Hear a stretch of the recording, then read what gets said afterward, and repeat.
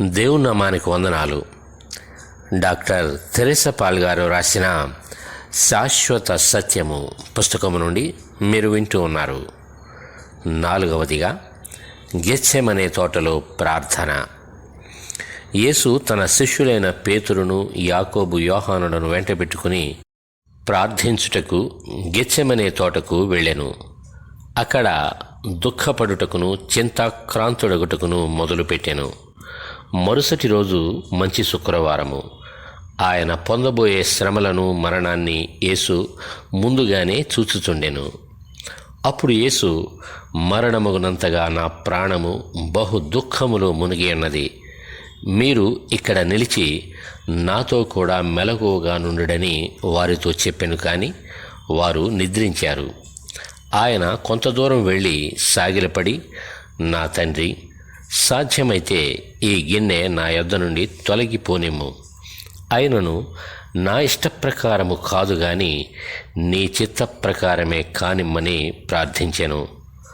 ఆయన మరలా శిష్యుల యొద్దకు వచ్చి వారు నిద్రించుట చూచి, ఒక గడి అయినను నాతో కూడా మేల్కొని ఉండలేరా? మీరు శోధనలో ప్రవేశించకుండానట్లు మెలకువగా ఉండి ప్రార్థన చేయుడి. ఆత్మ సిద్ధమే కానీ శరీరము బలహీనమని చెప్పెను. ఈ విధంగా యేసు 3 సార్లు చేసి, నా తండ్రి, నేను దీనిని త్రాగితేనే గాని ఇది నా యొద్ద నుండి తొలగిపోవుట సాధ్యము కాని ఎడల నీ చిత్తమే సిద్ధించుకాక అని ప్రార్థించెను. అప్పుడు యేసుని చెమట నేలను పడుచున్న గొప్ప రక్త బిందువు వలె ఆయను. 5వదిగా గెత్సెమనేలో అప్పగింపబడుట, పట్టబడుట. అప్పుడు 12 మందిలో ఒకడగు ఇస్కరియోతు యోధ ప్రధాన యాజకుల యొద్దకు వెళ్ళి, నేనాయనను మీకు అప్పగించిన ఎడల నాకేమి ఇత్తురని వారిని అడిగెను. అందుకు వారు 30 వెండి నాణెములు తూచి వానికి ఇచ్చిరి. వాడప్పటి నుండి ఆయనను అప్పగించుటకు తగిన సమయము కనిపెట్టుచుండెను. ఆయన ఇంకను మాట్లాడుచుండగా 12 మందిలో ఒకడుగు యోధ వచ్చెను.